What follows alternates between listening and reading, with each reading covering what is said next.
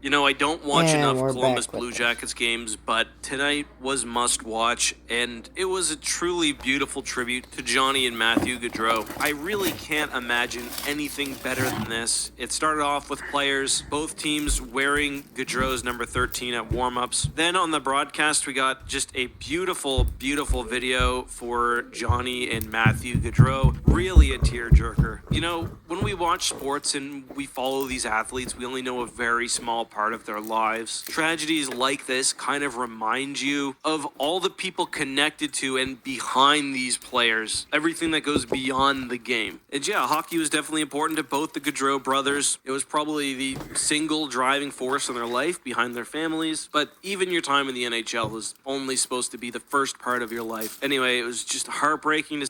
Yep. Some players are cut short by the living time of everyone, and the NHL is only limited to what you can and can't play. We aren't immortal figures, so we must live a mortal life. See the family out there, especially Johnny and Matthew's mother and father. I've got kids myself. You can't even really imagine this level of tragedy, especially when they're older, they're athletes, they're supposed to live for a long time. Anyway, of course, all topped off by the presence of Sean Monahan, who was hoping to play with Johnny this year, and of course, they started the game with that left wing empty and let 13 seconds run off the clock. I absolutely love when teams do this across sports. I remember in the NBA when they were letting the 24-second shot clock run out or taking the 8-second backcourt violation. But of course, let me know what you think. I'm going to put a charity linked in this video if you want to support relevant causes. Everyone knows drunk driving is bad. That's why these situations are even more frustrating.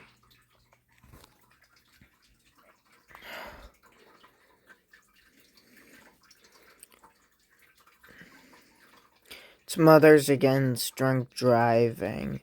That's what it's called. So go check out Mothers Against Drunk Driving, or Mothers Against Drunk Driving, or MAD. Well, grab your butts. This is not a drill. I repeat, this is not a drill. Week 2 of the NHL, and we've got a Alrighty, I'm getting down. goal. Oh, sorry. Week 2 of the NHL, and we've got a goalie goal. And it's Philip Gustafsson in mini, launching the rubber down the ice at an unprotected net, and it's the perfect shot. And what I love about this one is that the Blues, God love them, we're still trying with 12 seconds left and down 2. Buchnevich just slaps one on the goalie. And, you're typically looking for a dump and chase. Maybe the goalie gives you a juicy rebound and you catch everyone sleeping. Just looking for something, but no. Gustafsson's got no time for that nonsense. And without hesitation, he catches it, checks the laneway, radios Star Command for clearance, and just launches it. Like the NHL's version of a skyhook, it floats over top the Blues player's stick, trying for the high stick call, but the puck drops and slides right in. Just too easy for Gustafsson, who I'm pretty sure just won himself a couple Ballon d'Or nominations with that one. You love to see it. But Big Gus makes it 4-1, and they win 4-1. And I say Big Gustafsson, and trust me, I'm not calling him out on his height here. He's not huge at 6'2 and 180. I just can't help think of Jonas Gustafsson, the monster. He's just ruined every other goalie named Gustafsson. I just assume they're huge, but back to the game. Minnesota wins 4-1, and not just nice goalie goals. Locko had your game winner. That was a beauty of a shorthander, and You know what? I'm not gonna call him Big Gus. I'm gonna call him Ginormous Gus, or Giant Gus. I'm gonna call him Giant Gus. That's what I'm gonna be calling him, not Big Gus. Just Giant Gus. Or the Gus Wall. I'm gonna call him Gus Wall. The Gus Wall. it's a grown man's goal as he gets down the ice, holds off, and throws down Jordan Kyrou behind him. Just beats Binnington. Great, powerful goal that. You know what? Mr. Wall. That's his name. Mr. Gus Wall. Mr. Wall. would be the game winner. Hartman and Rossi grabbed the other two for the Wild, and with the win, they're still undefeated in regulation at 2-0-2. Nice little start to the season there, buds. You love to see it in Flowers' final season. He was smiling on the bench tonight. But what did you think of Gustafsson's big fling? And throw a score 1 to 10. For a goalie goal. What I'm waiting for, and it's gonna happen, but I've never actually seen it in any semi-pro or professional league, is a goalie scoring while the other goalie is in net. It's just would have to be the perfect scenario. The only possible way I could see it happening is a goalie throwing it down ice when they get it shorthanded, or maybe a playmaker goalie like Shesterkin trying to set up a player, but the puck taking a funny bounce. If you're aware of this happening, let me know. But that's all I've got. See you soon. Bye-bye. Seriously, goodbye. Follow us on Facebook, by the way, Peak Sports. Do it now. If you enjoyed today's video, do it now. Drop a like, and if you want more no, content, I'm not there's a gonna do new it. basketball, football, and hockey video on screen right now. I'll see you soon. Thanks for watching. Border czar Kamala Harris swore an oath before God. Are you not allowed to screen a goaltender anymore? Well, the Edmonton Oilers nearly had a complete disaster on their hands in last night's game against the Philadelphia Flyers. And despite this only being Game 4, I think if Edmonton had lost this city would be burning.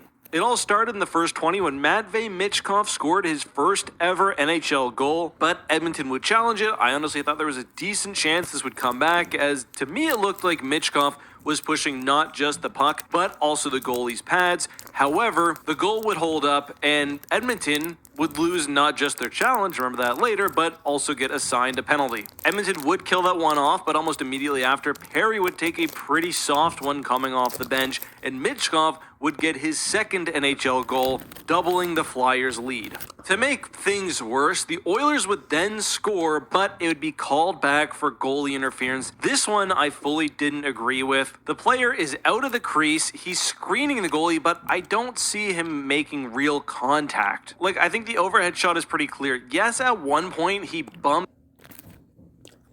I agree with this play. As a Pittsburgh Penguins fan, saying that this is goalie interference, it's amazing. But if you rewatch that, him making real contact. Like, I think the overhead shot is pretty clear. there it is. He looks pushed by one of the opposite Real contact. teams. Like, I think Right there, I think at that point, he's interfering with the play. So I think that's interference. the overhead shot is pretty clear. Yes, at one point he bumps the goalie's blocker, but there's enough time for the goalie to reset and track the puck that I think this one should have counted, and the announcers agreed with me. They were like fully revolting. Did he really interfere with them making the save? I don't know. I don't think so. McDavid, are you not allowed to screen a goaltender anymore? And at this point in the season, Edmonton had 3 goals for and 4 called back or waved off, which is just an insane stat. Making all this more difficult to bear was a couple of questionable missed calls against Edmonton, including Bouchard getting the stick completely thwacked out of his hand. Edmonton's goalie took a little contact as well. I could just feel the crowd bubbling. Anyway, Edmonton goes into the locker room. Things are looking bad, and although it's tempting to lay all the blame on the refs, and certainly Edmonton got a bit of a short stick in this game, and arguably has so far all season, look at the efforts of the players on those 2 goals. You gotta be active, especially around your net. Just not good enough. Anyway, Edmonton would manage to score 2 in the second to tie it up, with Connor Brown, of all people, even getting one. However, right before the second ended, Bobby Brink would throw one on net. It initially looked like Luchenko got his first NHL goal on the tip-in, but no, that would make it 3-2 Flyers and would set up the dramatics. With 3 minutes, 40 seconds left, the Oilers have their NHL 2002 hero line out there. Evan Boucher would get the pass from McDavid and Draisaitl. Just a beautiful assist by McDavid, and would not miss, tying the game and sending it to overtime. Overtime was wild. 2 Flyers players get caught up. McDavid gets a breakaway. He can't finish, but still has enough time to get it over to Draisaitl, who would save the Edmonton Oilers from a truly dire situation completing the comeback and improving Edmonton's record to 1-3. Honestly, great for Edmonton to get over this adversity. They took a lot of penalties this game, 24 minutes in total, and even on the power play when they got it, Edmonton has not been able to make things work. They still only have one power play goal on the year so far, which for them is just so far below expectations. But this is the early season. Stats are still wacky. The Jets and Senators both have about a 40% power play. The Blackhawks are straight up at 1/3, while the Ducks, the Leafs, the Hurricanes, and the Sabres are still at 0. But let me know your thoughts on all this and more, of course, down below. If you enjoyed today's video, please drop a like, and if you want more content, there's a new basketball, football, and hockey video on screen right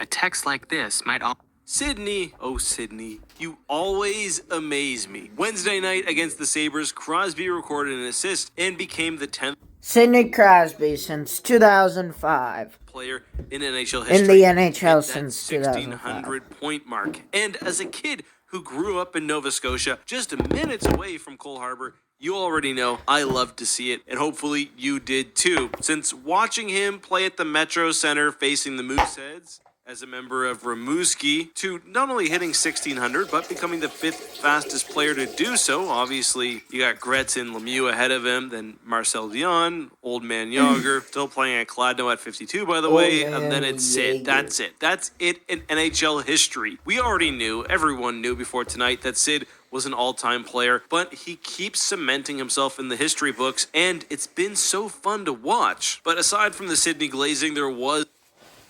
You know what I've realized? This just recently. He has like a bunch of names, like nicknames, like Sid the Kid or Sidney the Kidney. I need to start getting some more nicknames for these hockey players, you know? Like I don't think I stole it. I don't think I stole that name in exact from him. I think I stole it from someone else, but yeah. There's also a game going on here, and Crosby's assist made it 2-1 for the bad guys, and Buffalo would go back ahead by 2 before the period was over, as JJ Peterka gets his first of the year, putting the Sabres up 3-1. But the Pens couldn't let Crosby down on his special night, so they go out and tie it 3-3 before the end of the period with goals by Dan O'Connor and Jesse Pool Party. That's his name. I swear it is. Then the third starts, the Pens grab a lead, and you already know their names. Crosby, Malkin, back of the net, 4-3 Penguins, another apple for Sid. And let's not take any shine away from Sid, but that was Gino's 500th Gino. Surreal watching these two hit their numbers still, and... It's not Gino Malkin. It's Evgeny Malkin. Get it right. Well, he's at 500. Crosby is 8 away from 600. Appreciate the legends as they're playing. However, Buffalo did not want to let the game end, and they respond with 2 of their own to retake the lead. But destiny was with the Penguins. Less than a minute ago, Malkin blasts a bomb on net. It's saved. The rebound goes to Raquel, who puts it away, and we're headed to overtime where, guess who, old Sydney would continue to climb the record books. The Pens get a power play in OT. You know, good old Sidney the Kidney. Sid the Kid. Sidney the Kidney. The old Sidney Kidney, the Kidney. He's a great man. He's a great man and a even better player. That's not good for anyone. But when you've got Letang, Carlson, Malkin, and Crosby on a 4-on-3, that's really not good. Malkin goes to Carlson, who sends an absolute dime to Crosby on the doorstep. He tips it in, winning the game, and just like that, he's now 7 goals away from 600. You can't write it better than that. A storybook box score for a storybook player. But what did you think of Crosby and Malkin in this one? Did you know that after this, Malkin actually took the lead for NHL scoring? At least for the night. He's balling. 11 points, 5 games. You know, if you would have asked me, I would have said Clayton Keller, and apparently he's only got 6. How about my boy Panarin, though? 7 in 3 games? I think that's pretty good. Glad to know the voice can still do that, but that's all I've got for you guys. I'll stop wasting your time. I'll see you soon. Be safe. If you enjoyed today's video, please drop a like, and if you want more content, there's a new basketball, football, and hockey video on screen right now. I'll see you soon. Thanks for watching.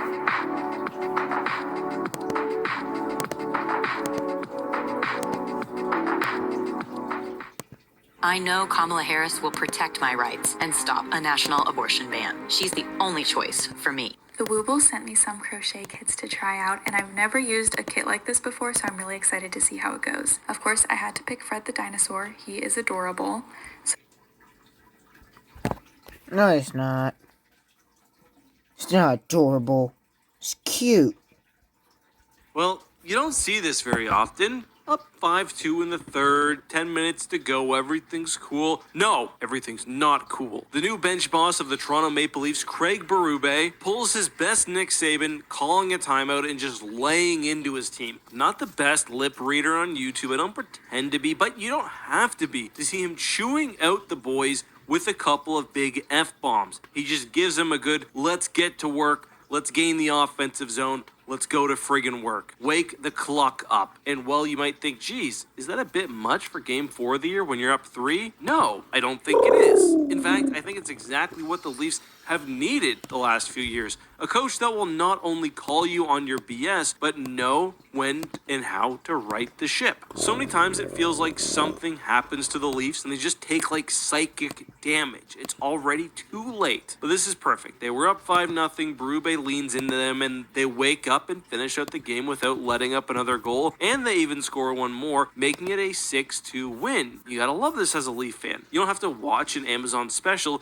to see Berube at work changing the culture and attitude of the team. Just tune in to a Wednesday night and watch the man cook. Matthews finally got one tonight, his first of the season and first as a Toronto Maple Leaf captain as he recalibrated and ripped one past Riddick. And Riley would get his first of the year in the second, while McMahon potted 2 and Willie and JT grabbed the others. JT took some time off of honking weird necklaces. I'm not even going to get into that right now. Maybe I'll do it in another video. But Stolarz has continued to look like the best Leafs pickup all offseason. He hasn't let in more than 2 goals in 3 games yet and has really calmed the nerves of Leafs fans. God knows they need it. But I'm thinking my Rangers might have something to say about that when they clash on this upcoming Saturday. The Eck Channel Thunderdome. My Rangers against Brandon's Leafs. Funny story before we end the video. I actually met my wife at the Halifax Ale House on a night where I went to go watch the Leafs and Rangers play. And if I ever, for some reason, forget the exact day I met her, well,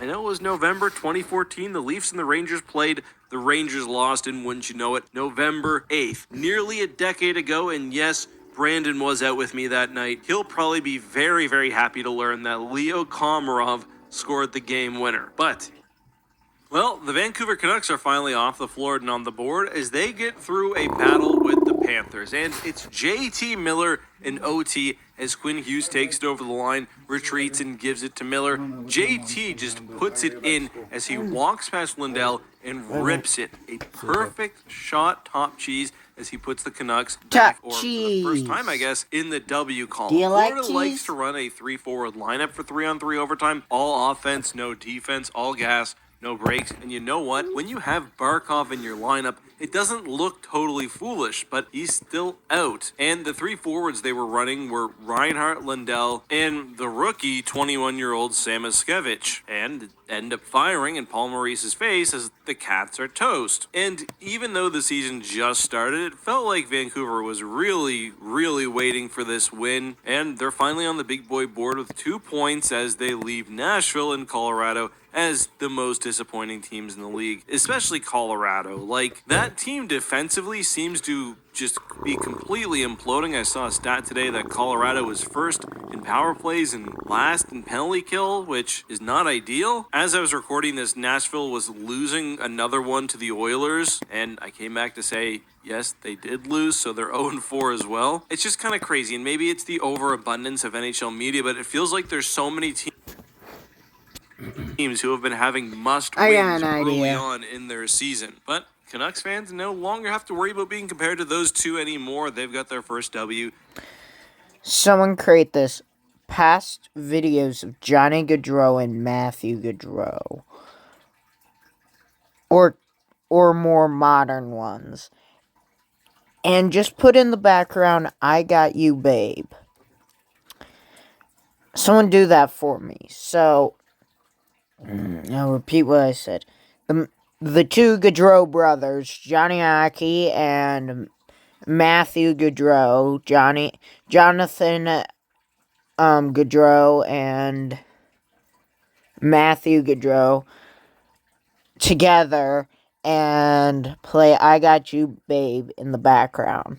Thanks again to Miller and Quinn Hughes. The Canucks did also have 2 loser points, so it's different. It really is. Hughes, by the way, was a man on a mission tonight. He grabbed a goal and an assist while playing another 27 minutes of ice time, which he's also averaging on the year, 27 minutes a night. He's second in the league at those numbers, right behind Roman Josi, but he plays a faster game, so his conditioning must be insane. After that, Sergachev, 26-47. Brock Faber, I would not have guessed this, 26-02, and then after that, it starts to fall off pretty quickly. But now that Vancouver has that monkey off their back, who will be the last team to get a win this year? Colorado tomorrow night has a muffin of a game against Chicago. I think they'll get that win. Nashville does have Detroit. I can see them picking that up. My guess is honestly that it'll be another team we haven't mentioned, San Jose. They have overtime losses, but no wins yet. They have the Sharks, then Colorado, then Anaheim. So definitely winnable games, but I do think Nashville takes their game against Detroit. If they don't, however, their next really good chance is probably Chicago on the 25th, so they very well could be last. But that's all I've got. Let me know your thoughts on all this and more down below. If you enjoyed today's video, please drop a like, and if you want more content, there's a new basketball, football, and hockey video on screen right now. I'll see you soon. Thanks for watching.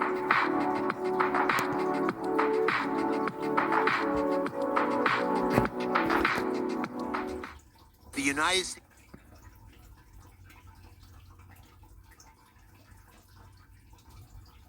On Border Czar Kamala's watch.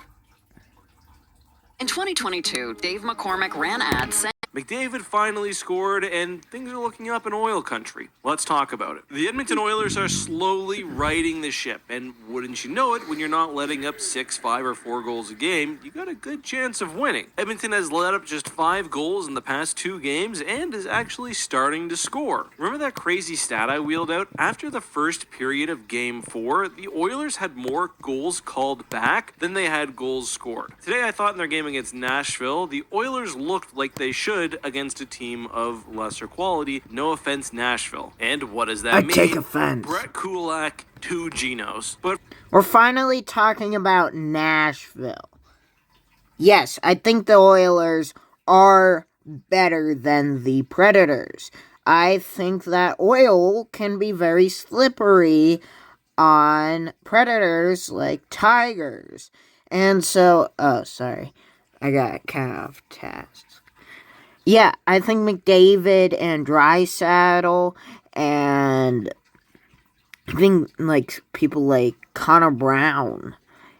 Corey Perry's not in the Oilers anymore, is he? But yeah, I think some people, there's definitely some people on the Nashville Predators who play up to the level of some players like McDavid or Draisaitl. Yes, there is some players. But as the team as a whole, Nashville as a whole is not better than players like McDavid or Draisaitl. It's not as great as the Edmonton Oilers as its own whole. Like how the Penguins are not better than the Rangers, the New York Rangers. The Pittsburgh Penguins are not better than the New York Rangers. For real, Kulak did score the first one, and it was as that Edmonton fourth line was out there causing chaos. Corey Perry hasn't lost a step. He actually looks a little bit better than last year, in my opinion. Makes sense, a little less drama. He's still strong in front of the net, solid hands. He was mucking it up for this one, and that would be the tying goal. Nashville got the first one. Edmonton, I thought, had a good first, and they went into the tunnel with the tie. Halfway through the second, old Corey Perry out there again helps win the puck in front of the net. Nurse moves it to Skinner, who scores his second of the season. Yeah, Nurse. Honestly, he's one of such those a players good who are pickup for Edmonton, who's adding better some than nice most secondary Nashville score. players. Gotta talk about Nashville the tying players, goal yeah. for Nashville here. Saros with a beautiful Shesterkin-esque pass. Rossi finds Marchessault 2-2 with the tip in. But then we'd get old McDavid spinning around behind the net, finds Draisaitl, picks up an Ekholm blast, and finishes. McDavid's only what, 27? Connor McDavid. According to Wikipedia, Yeah, he's 27. I'm surprised I know that. Finishes it for his first of the season. Right now, McDavid's been kept at just a point a game, and he's the only one on that Oilers team to do so. I assume if they can keep things up, that might change sooner rather than later. Speaking of points, though, in 4 games, Steven Stamkos is still without a point. I didn't notice him much in this game. Nashville fans, what do you think? Not time to panic, in my opinion. 4 games in, he's been playing in one system his entire career. More concerning, I think, is Nashville still remaining winless as a team. We're going to talk about that more later, so I'll leave it at that. Nashville fans, of course, let me know your thoughts, as I mentioned, down below, and I'll see you guys soon. Donald Trump brags. I got rid of Roe v. Wade. Kamala Harris will protect. So you probably missed a lot. Well, we're not The doing- United States Military Academy, West Point. It gave me the code I live by. Duty, honor, country. Bob You Casey's had said 18 duty. years, and he's never made a You know difference. what? He's too weak. I'm gonna let Dave these McCormick. I political approve ads this message. play because, Donate today. you know, There's no way to put it. The Nashville Predators are a Just accept disaster. it. They started the season 0-5 for the first time since 2003, and those were dark years. And I mean, Dark looking years. up their schedule so far, they've had 2 games, for example, against the Red Wings, a very beatable team right now, as well as the Kraken, who they lost 7-3 against, and it just feels like not a lot is going right. Steven Stamkos did get his first Predators goal today, but he's definitely taking some time to fit into Nashville, which makes sense. But I don't know. Are they missing Stammer's buddy, Ryan McDonough? I'm not sure. But they also picked up Marchessault. I just didn't expect Nashville to take such a massive step back. You look at the statistics, their shooting percentage is low, which does indicate that they may need to take better shots, but they may also just need some puck luck. 5 games is a pretty small sample size. They also have a bottom third power play, and UC Saros has been bad. You look at his stat line, 3.64 GAA, .875 save percentage. That looks like it could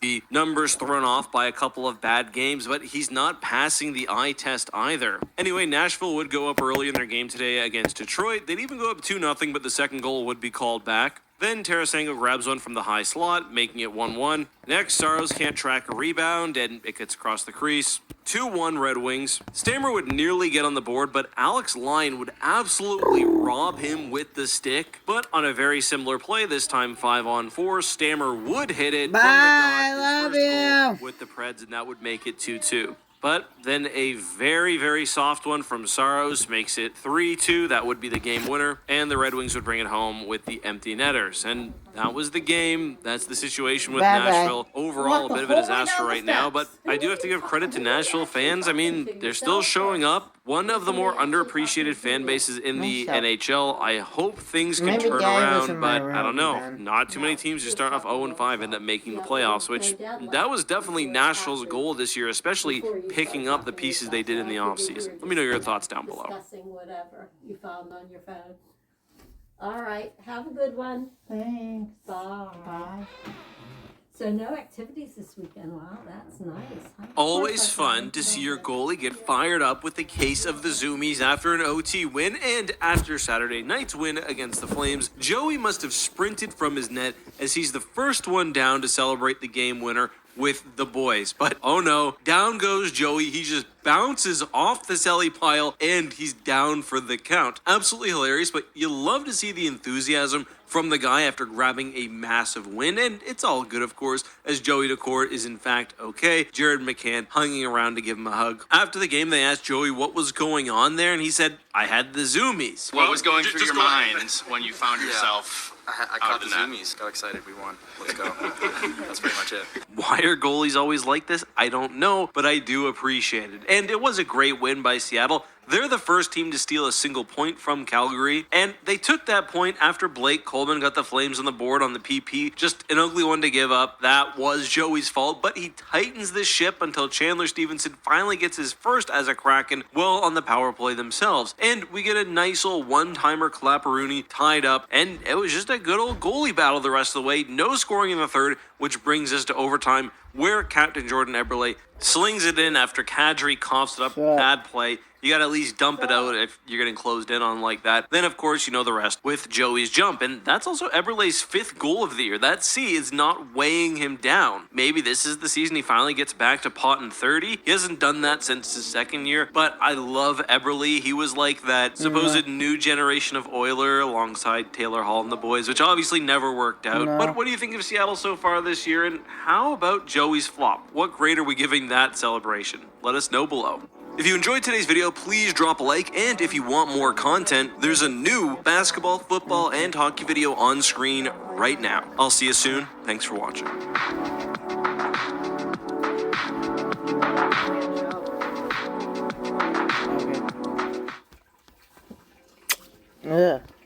Excuse you. Yeah. A text like this might always be scary, but it would. This had me in stitches. Winnipeg fans, you dogs. This was pretty ruthless. In Sunday's game against the Pens, the fans... That reminds me, let's look through my text.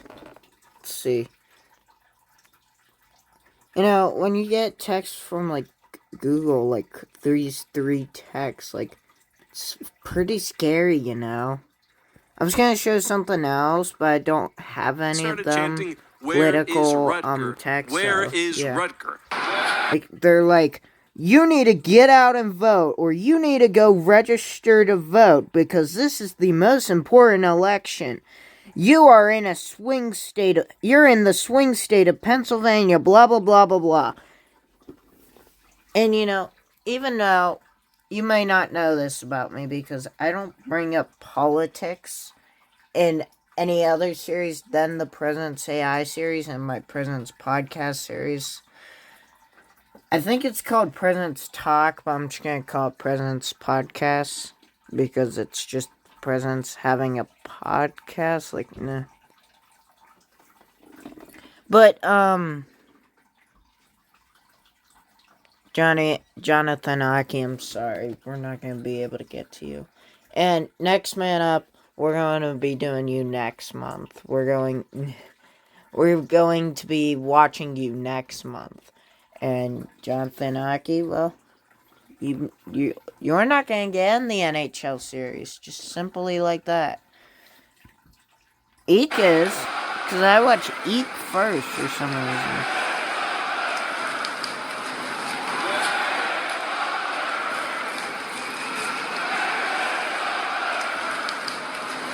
Obviously alluding to the disgruntled young Rutger McGroarty, who forced his way out of Winnipeg because he declared himself an NHL player and said that he was guaranteed minutes. So he demands a trade. Off he goes to Pittsburgh to play with Crosby and Malkin for Braden Yeager. 1-for-1. See you later, bud. But to answer the question for Jets fans, where is Rutger? Well, after playing 3 games and not impressing, he's down in the AHL, right where he should have been all along. The Jets were right. And what's absolutely hilarious about this, though, is that Jets fans do it to them up just 1 goal. It's 4-3 in the third with 14 minutes still to go. In today's NHL, that's not even a lead, basically. So, pretty ballsy move, but it would work in their favor as just a minute or so later, they grab the 2-goal lead as the hockey gods enjoy a good chuckle, redirect the puck off the stick, and they grab a lucky one. But it's 5-3. No matter how it happens. Niederreiter would finish it off with an empty netter to give the Jets not only the final laugh, but also thankfully for those fans the game. So many times you see fans or players prematurely celebrate before the game's over and it just blows up in their face, but not today. Today, Winnipeg gets their cake and gets to eat it too.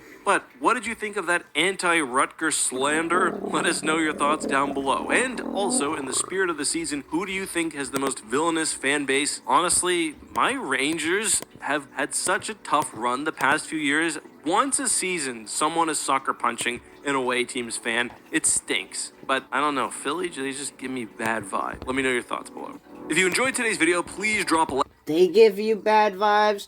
I want to talk about that Flyers comment. I'm going to call it Flyers comment instead of Phillies comment. Flyers comment. It's not that the feeling is wrong. It's that the city is wrong. You know, yes, there are some great people in Philadelphia. Yes, I'll say that. But, there are a lot of people, especially sports fans, probably not just sports fans, who are just horrible people. The great majority of supporters for sports teams like the Eagles and the Flyers, and I can't name any others because I don't know any others.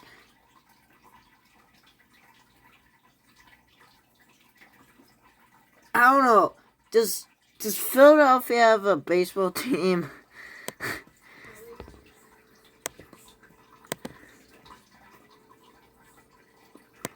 But still, they're still a horrible city. It's not the city. The city probably looks beautiful. I've never personally seen it, but their people ruin the city.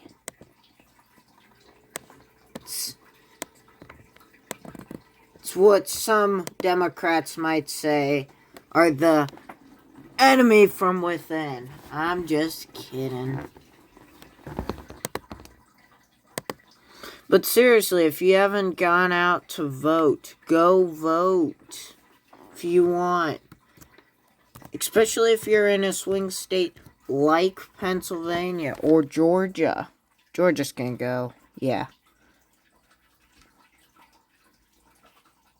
Border czar Kamala Harris swore an Speaking oath of, before... We went back and forth on making this video. There's so much hockey tonight that I want to cover. But after going down 4 to New York early in the first, the Habs almost made it interesting, getting 2 goals. Then Laff dinged one off the crossbar, and Braden Schneider restored the 3-goal lead for the Rangers. So we'll talk about it. I think the outcome of this one is probably safe. We'll see. So it was this second goal here. The Rangers already up 1-0 off an touches the dot or who touches the end line first. It's who will touch the puck first. Crossing the line and entering the zone. The Rangers player is only about a stride behind, and Montreal has absolutely gave it to the guys on the bench. Whether you disagree with the call or not, you cannot be doing that at the NHL level. Anyway, by just over halfway through the period, the Rangers would put up 4. How good are you guys after the game? Where Riley Smith grabbed it and scored. The Canadians would get 2 back, but as of the time I'm recording, it's 5-2 for the Rangers. So I'll keep an eye on it, but lots of hockey tonight, all the teams in action. So I'll see you guys again, I'm sure. If you enjoyed today's video, please drop a like, and if you want more content, there's a new basketball, football, and hockey video on screen right now. I'll see you soon. Thanks for watching.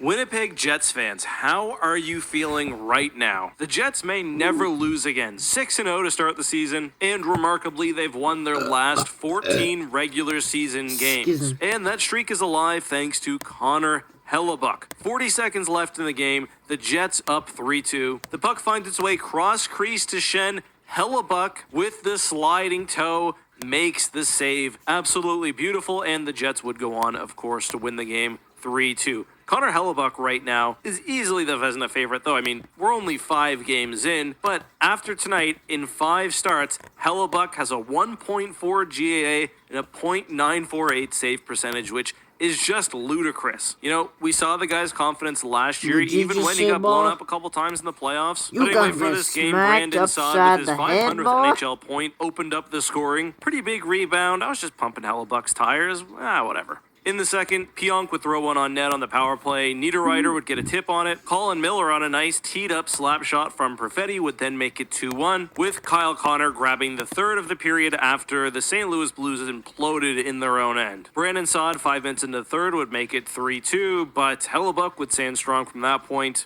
But it wasn't just him. The Jets only won 3-2. But even with just 21 shots, they were getting chances, and I thought Jordan Binnington made some really great saves. So, what's the record for most games won in a row? Well, that was 17 by the Pittsburgh Penguins in 92-93. Same season, so I don't know if it really counts. They lost them during the playoffs in between, but still be a pretty cool milestone to hit. Anyway, if you watched the game, let me know what you thought. And is Hellebuck already the runaway Vezina favorite? You know, goalie save percentage across the NHL is down. Right now, it's actually below 900. So far in the season, I've watched a lot of Rangers. I've watched a lot of Leafs.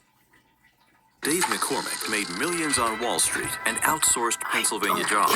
For Game of the Year, as we saw the Carolina Hurricanes take on the Edmonton Oilers. Before we get into it, though, just so you know, aside from hockey, we also do cover football and basketball. We just uploaded a video about LeBron James' son's first game, so I'll link to that above. But last night's game between Edmonton and Carolina was a real showcase of goaltending. Stuart Skinner in the first had to make some really impressive saves. I thought Carolina outplayed Edmonton. But early in the first, McDavid rushing across the blue line just launches it. It's actually insane how much McDavid's shot has improved since his early years in the league. He just launched this one from the face-off dot, beats Anderson pretty cleanly, and that's 1-0.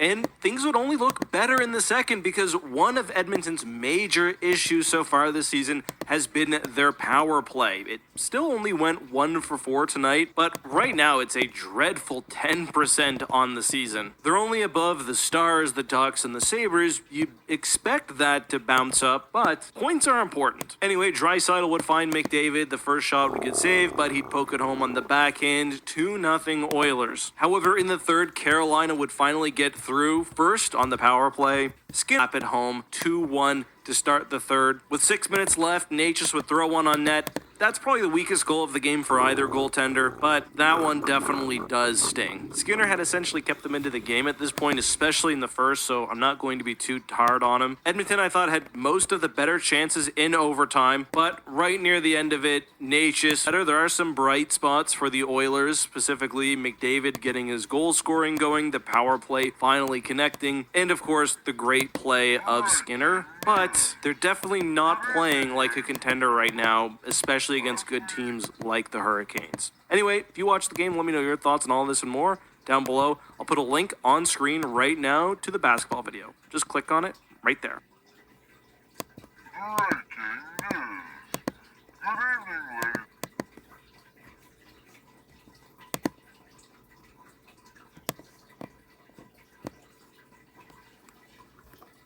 Sorry, I'm doing a test run of...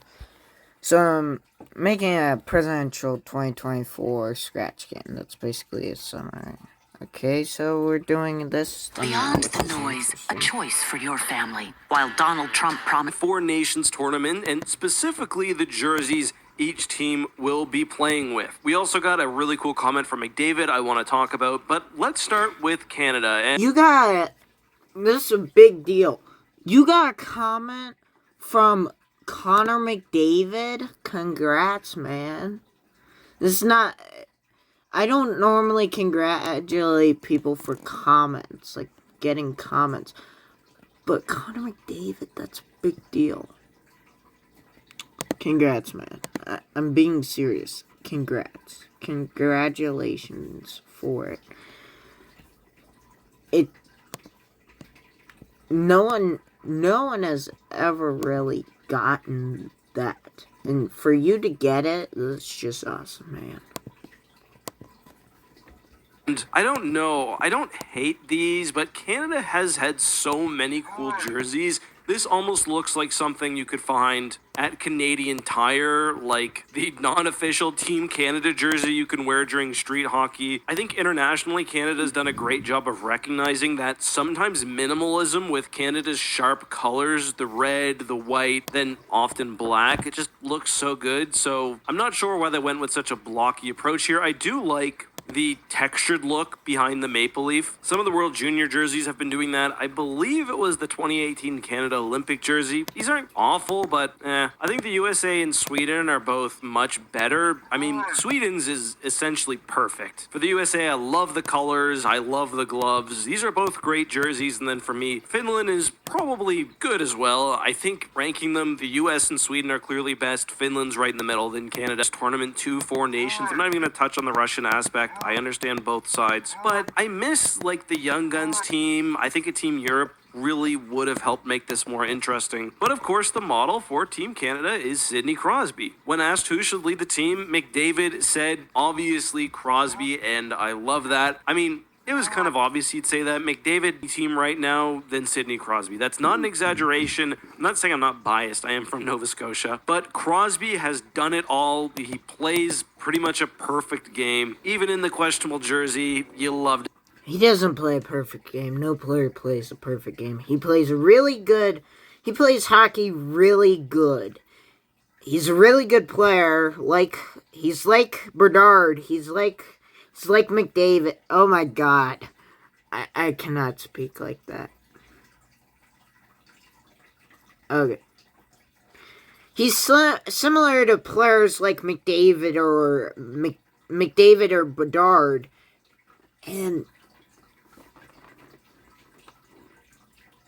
And on the long run, McDavid is a younger Crosby. If you look at it, there was a bunch of hype from 2005 to 2013. And then around 2014, the hype around Crosby kind of died down to the city of Pittsburgh, Pennsylvania. And when that happens, you're not. And it kind of died because he was injured for a whole season. So, yeah. And, if you look back on Crosby's record and Bedard's record, Bedard was out for a majority of last season, especially for that one injury in the regular season game. Like that could have been a life. I think that could have been a NHL ending injury. It could have it was bad. So yeah. See him leading the team. But I just want to share this with you. I want to share McDavid's statement. Let me know what you think on all this and more down below. And of course, we are not seeing the pants or the socks. Those could change the jerseys, but they're all good to at least fine. If you enjoyed today's video, please drop a like. And if you want more Kamala backed Biden on everything. She supported his disastrous economic Shut up, agenda, the election's tomorrow. So shut up. I'm going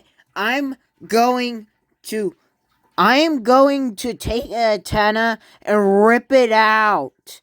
I'm tired of seeing these ads. I get text messages now.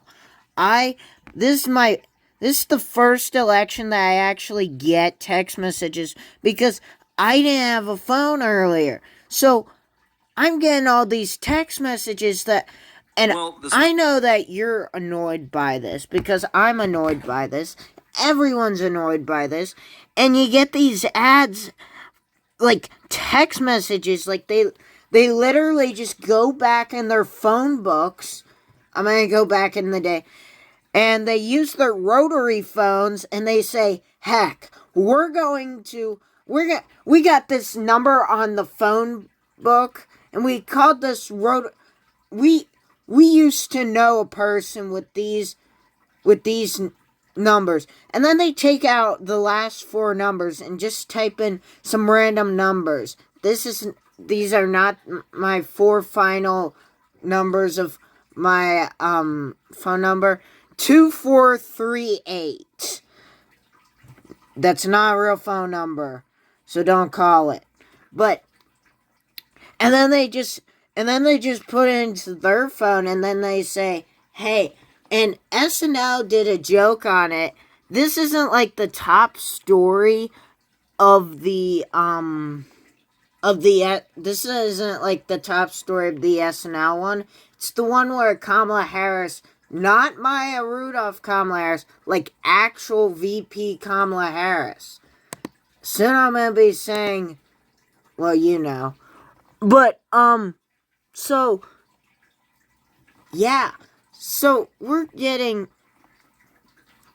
so this can't, it's not going to happen after November 5th, hopefully.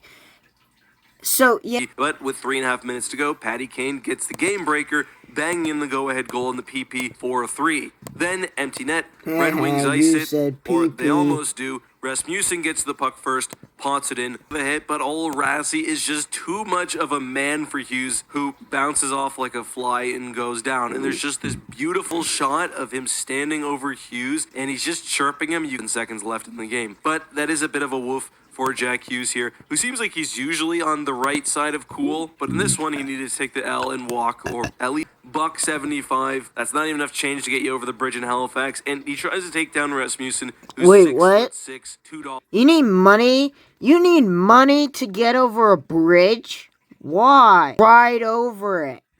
$20. You're getting changed back I don't know there. why I said It does motorbike. not take a rocket appliance to figure out which side of the math equation. Feel free to he's ask me coming why out there. I So said big loss for horse. Hughes. Start of the season for the Red Wings. They need to get those points where they can. But what did you think of this? And how funny was that shot of Ras? If you watch my channels, you'll see lots of that today. But I'll see you guys soon. Goodbye.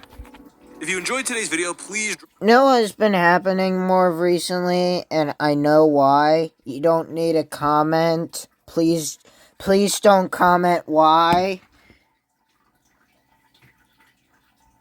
Or I'm gonna block your channel from the comments. It's a bunch of weird crap. But I know why my voice has started cracking more. Hopefully it doesn't crack while I'm talking on this.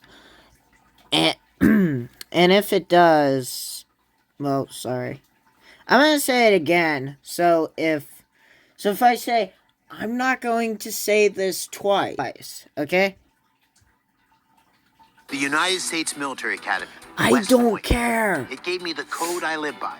Duty, honor, I use that Bob Casey's had duty. 18 years, and he's never made a difference. Let's make a change. You've met... I'm Dave McCormick. I approve this message. You really don't have to go back. You're a wiener who's getting goods from China. You really don't you have heard to that? go back far Sorry. to imagine a situation where Rangers fans are not happy right now. However, in the real world, I am very, very excited to see that Alexis Lafreniere will be a blue shirt for the next 7 years. Lafayette. 7 years. I'm gonna with an say AAV Lafayette of because I don't care $7.45 if it's wrong or million not. Laf has honestly been the poster child for why patience is important when developing NHL prospects. I think we've been somewhat spoiled by first overall draft picks who come into the NHL and dominate, and for a while the player was painted as a total bust. I think the Rangers are getting an absolute steal on this deal, however, as I think right now, at 23, he's already a $7.5 million player, or at least close. And as the salary cap rises and he progresses into his prime, this deal should look really good. I watch almost every Rangers game. I feel like there's a lot of other fans who don't realize how much Laf has progressed. I would argue that he was, behind Trocheck, maybe our best skater last year in the postseason. But especially over the second half of last year and into this season, he's looked like a dominant player. Small sample size, obviously, but in 7 games, he's got 4 goals and 3 assists. But what's remarkable is how little power play time Laf gets. I hope now that he has this new contract, they bump him up to PP1. I would love to see him take Zibanejad's position. Part of the reason why he's so great is his unreal connection with Panarin. But all across the ice, he plays a nice physical puck possession game that I really like. Again, last season he had only 28 goals, but only 2 were on the power play. And the NHL.com article actually had some insane stats. Since last season, his 30 strength even goals are tied for 12th over the NHL, and his 8 in the postseason last year were tied for second in the playoffs and were second most in Rangers history behind Messier the year they won the Cup. In junior and international play, Laff was great on the power play, so I hope when he does get that time, he rises to the occasion. But even if he doesn't, I think the Rangers have to be very, very happy with this contract. He's 23 years old. It feels like he's older because of that draft class. He's got the most games played. He was thrown straight into the fire. The only real risk for the Rangers here is if this past year or so, really year and a half, is an aberration and he somehow declines and goes back to his early performance in the NHL. But I think that's quite unlikely. I was kind of... There's his voice again. His voice is starting to go. The voice is lost. Expecting Laff to take a bet on himself deal where he signs for 3 years. But the good thing is, for him anyways, that I believe he'll be 30, maybe 31 at the end of this contract. So he'll be able to sign at least one more. But yeah, those are my thoughts. Everything is going to be very interesting with the cap about to go through, hopefully, a few major years of inflation. We might be getting to Jonathan If you enjoyed today's video, please drop a like. And if you want more content, there's a new basketball, football, and hockey video on screen right now. I'll see you soon. Thanks for watching.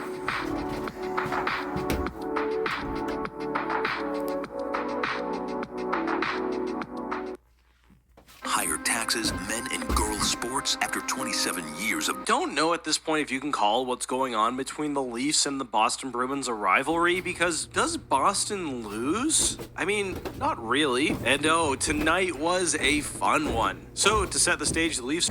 I think both are good teams. I think this can't come from someone who isn't against Boston. I think Boston's gonna start going on the decline. I think they've started to get onto the decline in like quality of playing. That's my personal opinion. I think Boston's personally, I think Boston's bad. I think they're a bad team. I think they're bad. They were once in the bad. Last year they were bad. 2 years ago, actually. 2 years ago they were bad in the sense of playoffs, but not regular season. But in the sense of like...